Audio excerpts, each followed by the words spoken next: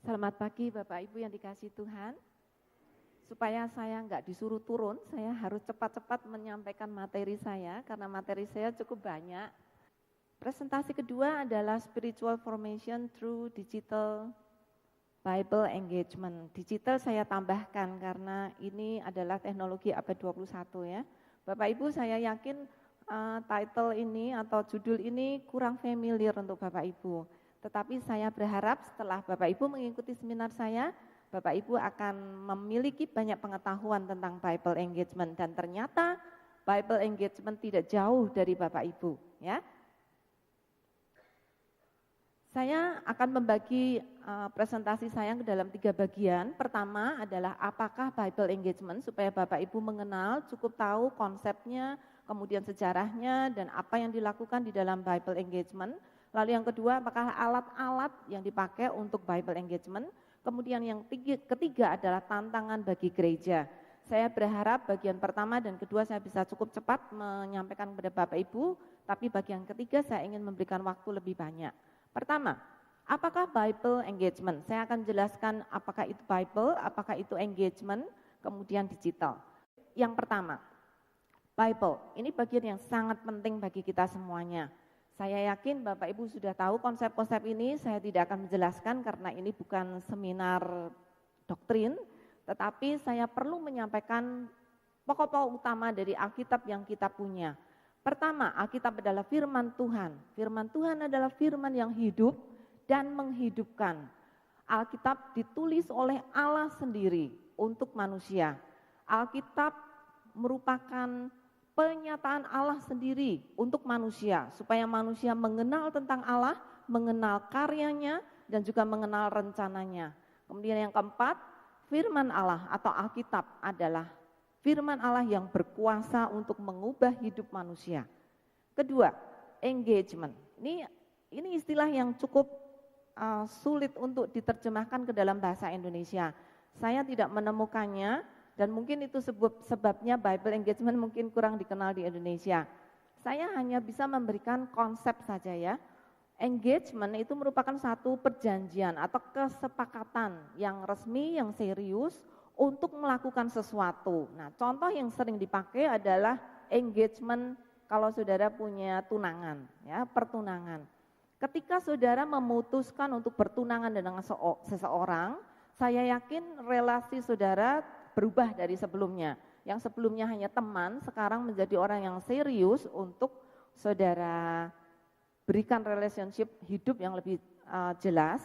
Kemudian untuk satu tujuan yang jelas juga, yaitu untuk pernikahan. Tidak ada orang yang bertunangan tidak punya tujuan untuk menikah. Engagement seperti itu yang dimaksudkan di dalam konsep ini.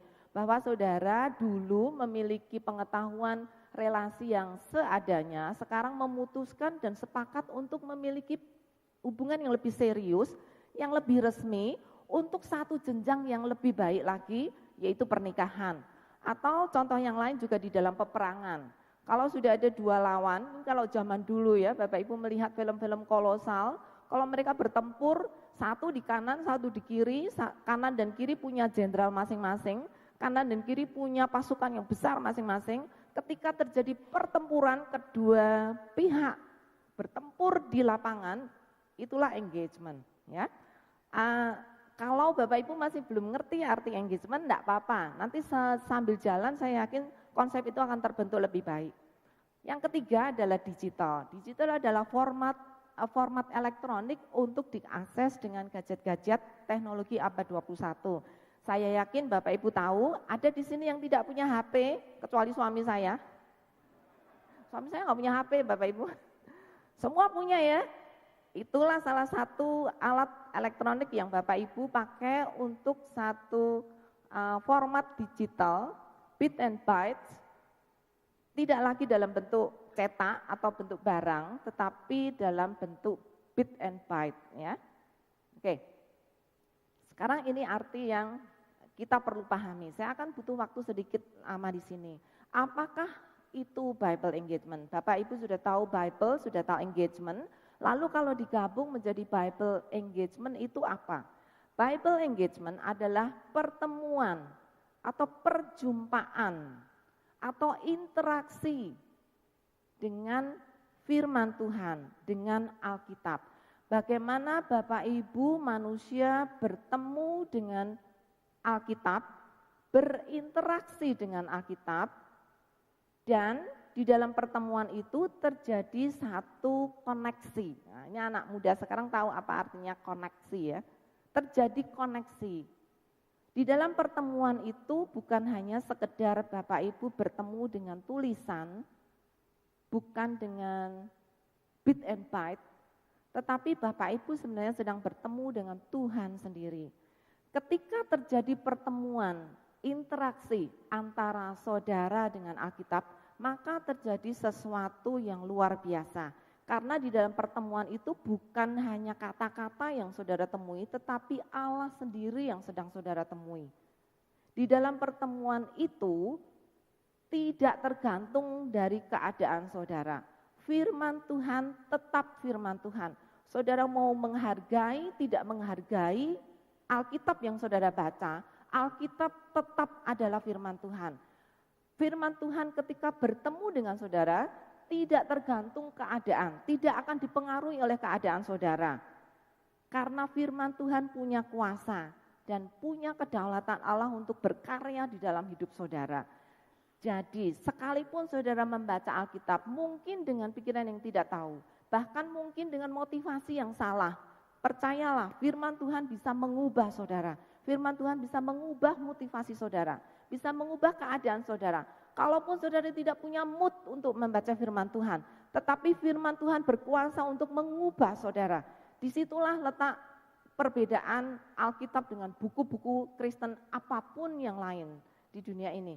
Karena itu Bapak Ibu, pertemuan kita dengan Alkitab, dengan firman Tuhan, dengan Tuhan sendiri merupakan satu peristiwa yang luar biasa.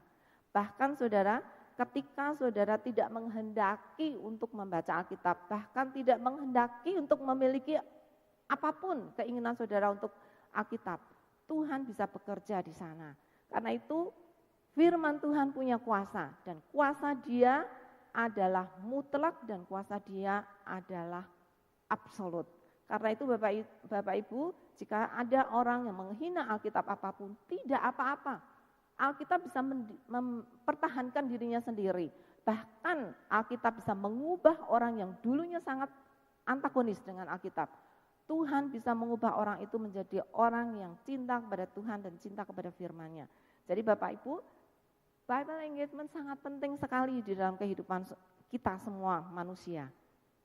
Bagian berikutnya, kapan Bible engagement dimulai? Kalau begitu penting pertemuan interaksi kita dengan Alkitab, kapan sih sebenarnya Bible engagement itu dikenal oleh manusia?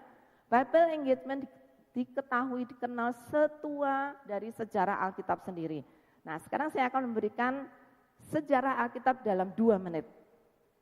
Pertama, Alkitab dulu ditulis oleh orang-orang yang ditunjuk oleh Tuhan menjadi penulis-penulis Alkitab, ditulis di dalam perkamen. Jelas itu berlangsung cukup lama, sampai abad 15. Karena apa? Masih bersifat gulungan dan terus-menerus dikopi atau disalin oleh orang-orang yang ditunjuk oleh Tuhan dan disalin dengan tulisan tangan terus-menerus sampai abad 15. Dan saudara tahu tidak semua orang punya hak untuk bisa menyalin Alkitab. Tidak semua orang bahkan bisa membaca Alkitab pada zaman itu. Begitu langka, tidak ada orang biasa bisa membaca, kecuali dia adalah orang dari gereja, pimpinan gereja, atau orang-orang tertentu, klerki, yang punya tugas dan punya hak atau diberi wewenang untuk membaca firman Tuhan. Begitu langka barang itu ada, atau Alkitab itu ada. Tetapi puji Tuhan, Tuhan dengan teknologi abad 15, yaitu mesin cetak Gutenberg, Alkitab mulai dicetak dan menjadi bahan tulisan berupa buku. Sejak itu seluruh sejarah Alkitab menjadi berubah. Karena apa? Sekarang Alkitab mulai dikenal oleh lebih banyak orang. Bentuknya tidak lagi perkamen yang cepat rusak, tetapi dalam bentuk buku. Lalu lebih banyak orang bisa membaca, lebih banyak orang bisa mendapatkan akses. Walaupun masih belum semua orang bisa mendapatkan. Karena apa? Bentuk tulisan jelas itu membutuhkan keterampilan untuk membaca. Ya. Nah, Puji Tuhan, saudara sekarang hidup di abad digital. Alkitab sekarang tidak saja muncul dalam bentuk Alkitab, tetapi dalam bentuk digital. Ya, sejak abad 20 saudara melihat Alkitab dalam bentuk tidak buku lagi, tidak lagi dikenal dalam bentuk buku. Merupakan bentuk elektronik dan menjadi sangat banyak jumlahnya. Bahkan sekarang menjadi buku yang paling banyak dibaca di seluruh dunia. Akses terhadap Alkitab. Alkitab perkamen hanya mengenal budaya lisan. Orang banyak hanya bisa mendengar orang membacakan Alkitab. Karena tidak semua orang memiliki Alkitab. Alkitab hanya didengar dan hanya di gereja mereka bisa mendapatkan Alkitab atau mendengar Alkitab. Atau orang-orang kaya yang punya kedudukan tinggi yang bisa menyewa orang untuk menyalin Alkitab. Sangat terbatas orang punya interaksi dengan Alkitab, sangat terbatas orang berjumpa secara pribadi dengan Alkitab. Alkitab cetak ketika dimiliki oleh zaman itu, oleh mereka yang punya budaya lisan, sekarang sudah bisa dibaca. Walaupun membutuhkan keterampilan untuk membaca, orang itu harus orang akademisi, orang yang bisa membaca, orang yang punya pendidikan. Tetapi orang awam pada umumnya waktu itu belum bisa mendapatkannya. Tetapi sebagian besar orang yang bersekolah, mereka bisa mendapatkan akses kepada Alkitab. Jadi cukup banyak orang bisa mendapatkan. Tetapi pada akhir abad ini, Alkitab digital di dalam budaya gadget, seperti sekarang sudah terbukti tidak ada dari saudara yang tidak punya HP. Sekarang semua cara bisa disentuh oleh Alkitab. Siapa saja, kapan saja, di mana saja, orang bisa berinteraksi Alkitab tanpa batas. Saudara tidak harus pergi ke gereja, saudara tidak harus membeli buku, bahkan saudara bisa mendapatkan secara gratis Alkitab dimanapun saudara ada. Ya, Bapak Ibu, revolusi Alkitab luar biasa dengan perkembangan teknologi. Sekarang tidak ada batas apapun orang untuk bisa mengakses Alkitab, termasuk negara-negara yang punya kesulitan untuk menerima Alkitab atau mengizinkan Alkitab masuk. Alkitab pun bisa masuk di negara-negara yang dilarang Alkitab masuk. Apakah metode Bible engagement? Bible engagement yang dikenal ada 8 klasik metode klasik yang saudara bisa kenal. Bible reading, Bible hearing atau listening, orang membaca Alkitab dan saudara mendengarkan. Bible reading, Bible studying, Bible meditation, atau merenungkan, memeditasi Alkitab, memorization, menghafal Alkitab, Bible prayer and song, banyak orang berdoa dengan firman Tuhan dan banyak orang menciptakan lagu yang berisi firman Tuhan. Pada zaman dulu lebih banyak daripada zaman sekarang, nyanyian-nyanyian diciptakan oleh para penciptanya, khususnya liriknya, adalah untuk mengajarkan jemaat belajar firman Tuhan. Jadi musik gereja itu bukan untuk enak-enak saudara bisa menyanyi dan sukacita.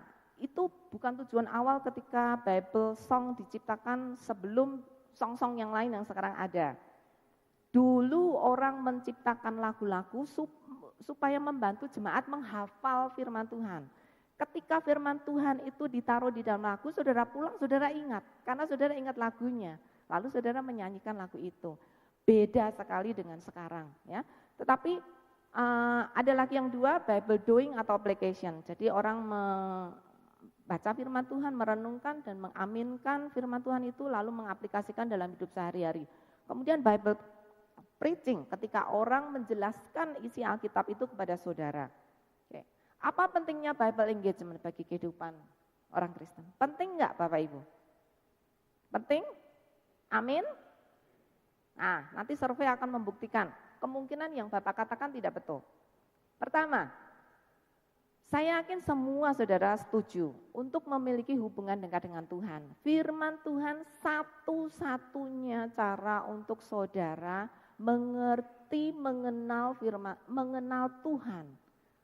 Karena itu akan menolong saudara mengerti siapa dia. Ketika saudara mengenal dia, maka saudara akan mengasihi dia.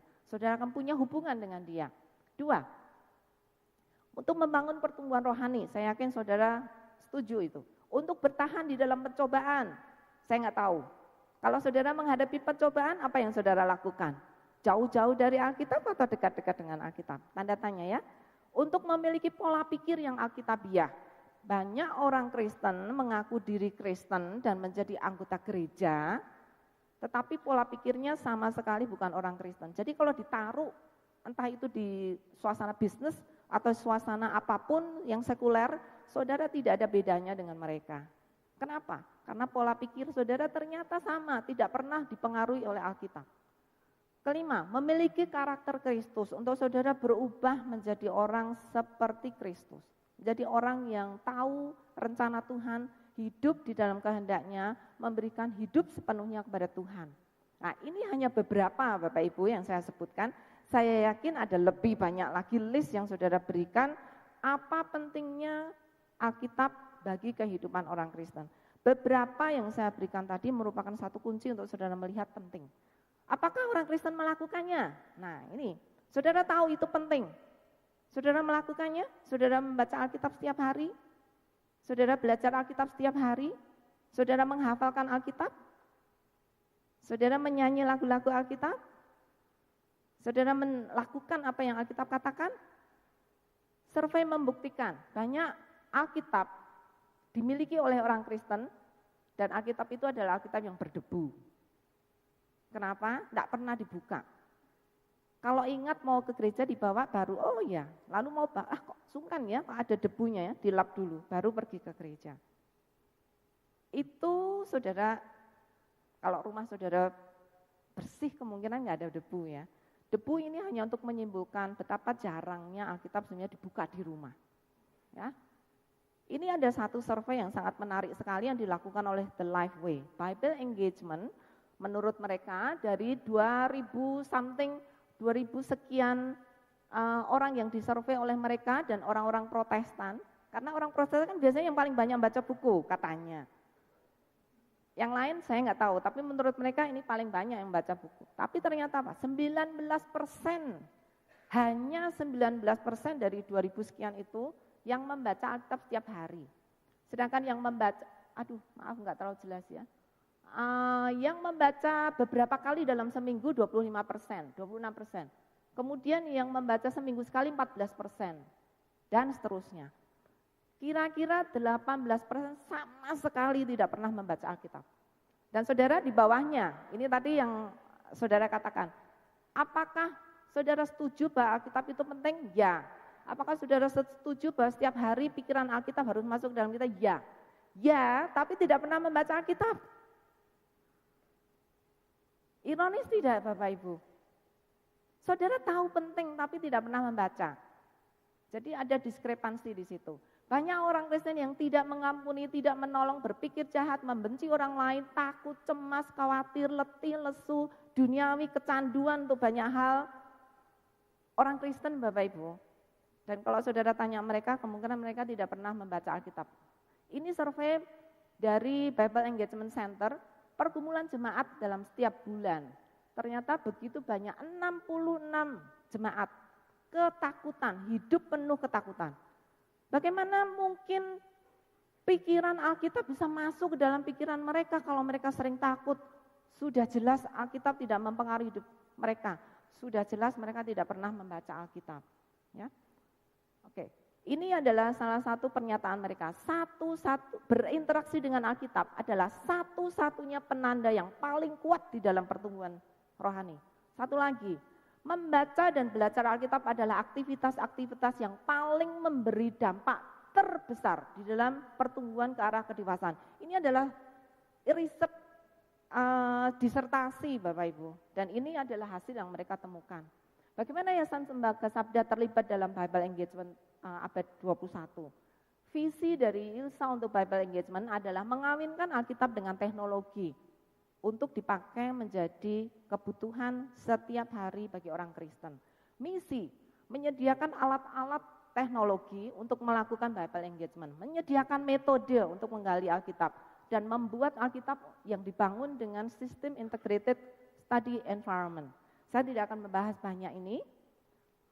Alat-alat, kalau saudara ingin mengetahui lebih banyak, saudara bisa ikut seminar kami pada hari Sabtu. Kami akan memberikan lebih banyak.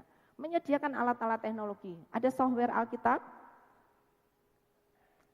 Ini adalah contoh ketika program software Alkitab dibuka dan saudara bisa belajar banyak sekali dan sangat dalam sekali. Kemudian ada Alkitab Sabda, saudara bisa mengakses situs kami alkitabsabda.org. Ini adalah tampilan dari ekspositori dari situs Alkitab Sabda. Kemudian ada Alkitab audio MP3, ada 26 bahasa. Saudara bisa mendengarkan Alkitab. Kalau saudara sibuk membaca atau punya masalah dengan mata, saudara bisa mendengar.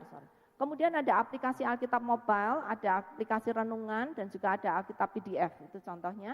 Ada DVD dengar Alkitab, seluruh DVD itu 4 giga, berisi bahan-bahan audio yang sangat menolong saudara untuk mengerti, mengenal, dan tahu apa isi Alkitab. Ada USB Biblika yang kami sediakan, 16 giga, itu berisi hal-hal ini, ada software Alkitab, ada Alkitab audio, Alkitab gambar, Alkitab video, ada Alkitab audio, ada animasi Alkitab, kemudian ada banyak. Ada DVD library Sabda. Kemudian yang kedua, Isa juga menyediakan metode penggalian Alkitab. Kita singkat menjadi Sabda. Ketika saudara membaca, saudara menyimak, saudara menganalisa, saudara belajar, saudara berdoa dan berdiskusi, saudara aplikasikan. Kita akan pelajari ini bersama di pasca forum katalis ini pada hari Sabtu. Kemudian juga alat itu mengenalkan 4 metode PA, ayat, leksikal, asosiasi, dan topik. Alkitab, Yayasan Sabda juga membuat Alkitab yang dibangun dengan sistem integrated study environment. Nama yang kami pilih adalah Alkitab yang terbuka atau Open Bible. Alkitab ini memiliki 3 prinsip yang sangat kami ingin laksanakan. Pertama adalah setia. Setia kepada bahasa asli Alkitab, yaitu Ibrani dan Yunani. Setia kepada sejarah penerjemahan Alkitab bahasa Indonesia. Tahukah saudara, di Indonesia ini sebenarnya ada lebih dari 20 versi Alkitab dalam bahasa Indonesia dan Melayu. Tidak ada yang tahu, karena kita sudah begitu lama dibodohin bahwa hanya ada 1 Alkitab yang boleh dibaca. Padahal kita punya banyak.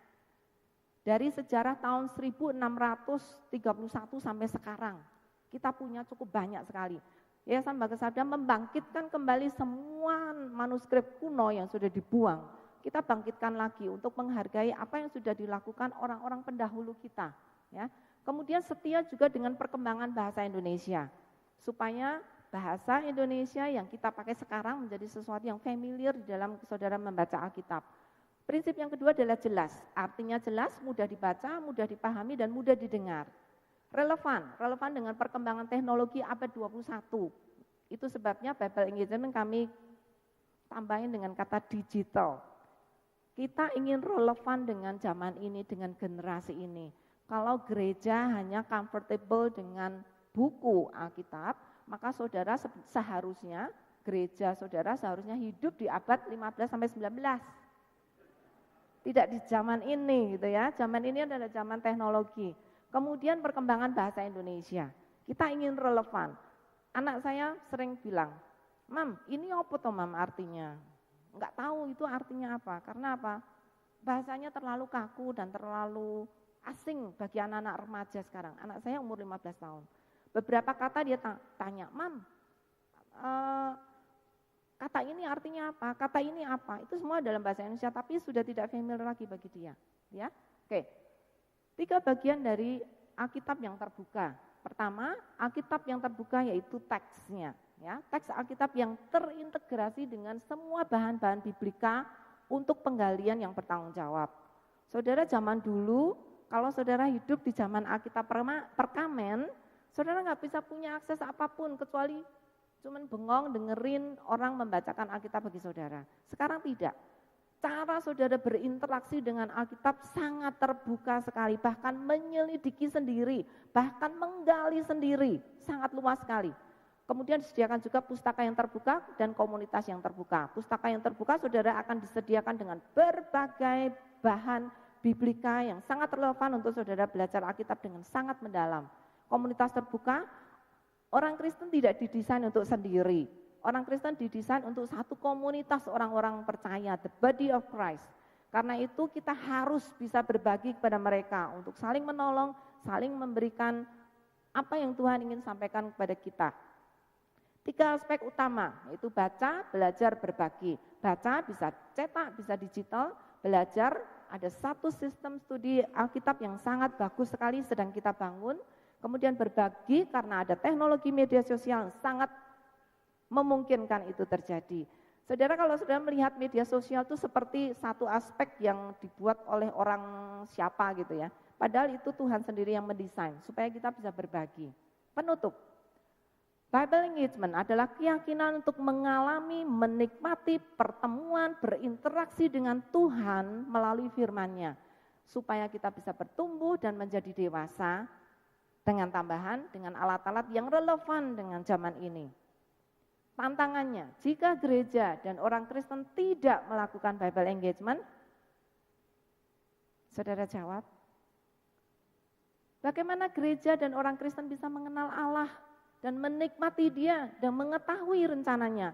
Bagaimana gereja dan orang Kristen bertumbuh dan memiliki karakter Kristen? Bagaimana gereja dan orang Kristen memiliki pola pikir Alkitab? Bagaimana gereja dan orang Kristen bertahan menghadapi pencobaan-pencobaan yang datang? Karena itu, Bapak Ibu, Bible engagement bukan sebuah teori atau metode atau pilihan, tetapi sebuah keputusan dan komitmen dan kemauan. Tidak ada pilihan Bapak Ibu. Sekarang tinggal mau tidak saudara baca. Tidak ada tantangan lagi. Zaman dulu saudara bisa punya alasan banyak. Sekarang tidak ada. Karena mencintai Alkitab dan menghidupi Alkitab adalah respon kita atas anugerah keselamatan yang Tuhan berikan. Mengapa digital? Saudara tahu jawabannya. Manusia tidak bisa hidup tanpa IT. Betul? Saudara mau kehilangan HP Bapak Ibu? Tantangan yang kedua, jika Bible engagement tidak diajarkan dan dilakukan dengan menggunakan cara-cara berkomunikasi abad ini, akibatnya bagaimana gereja bisa berbicara kepada orang muda tentang Bible engagement? Bagaimana gereja muda terlibat aktif di dalam Bible engagement? Bagaimana generasi muda memelihara gerakan Bible engagement untuk diteruskan kepada generasi berikutnya? Saudara masih mau ketinggalan menjadi gereja abad 15? Karena itu, teknologi informasi bukan tawaran, bukan kemewahan, bukan pilihan, tetapi kebutuhan dan keperluan. Karena teknologi adalah dari Tuhan dan harus kembali kepada kemuliaan Tuhan. Inilah slogan kami dari Yayasan Bagasabda, IT for God. IT adalah untuk Tuhan. Marilah kita menggunakan teknologi untuk membawa kemuliaan bagi nama Tuhan. Thank you.